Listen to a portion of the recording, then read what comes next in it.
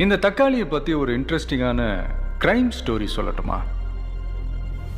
உலகத்தில் 7 நாடுகளில் நம்ம ஊரில் விளையிற தக்காளியோட டொமேட்டோ சாஸ் தான் விரும்பி சாப்பிட்றாங்க. உலக மார்க்கெட்டில் ரொம்ப டிமாண்ட் நம்ம தக்காளி தான். ஆனால் ஒரு பெரிய மர்மம், இந்த தக்காளியை பயிரிடுறவங்க இங்கே தொடர்ந்து செத்துக்கிட்டே இருக்காங்க. ஏன் தெரியுமா? இங்க விளையிற தக்காளியில 4ல் 1 பங்கு வேணும்னே அழுக்க விட்டு குப்பையில போட்டுக்கிட்டு இருக்காங்க.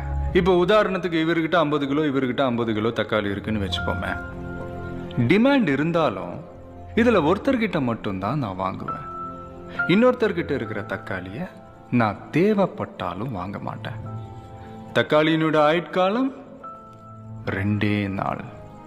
இதுல யாரோட தக்காளி அழுக போகுதுன்னு தெரியாம 2 விவசாயம் பயத்தோடவே இருப்பாங்க. இப்போ தக்காளி சாஸ் கம்பெனிக்காரன் சொல்றது தான் விலை. 40 ரூபா தக்காளியை வெறும் 6 ரூபாய்க்கு வாங்கிட்டு போவான். அப்ப கூட ஒருத்தங்கிட்ட மட்டும்தான் வாங்குவான். இன்னொருத்தனோட விளைச்சல் அழுகி குப்பைக்கு போகும்.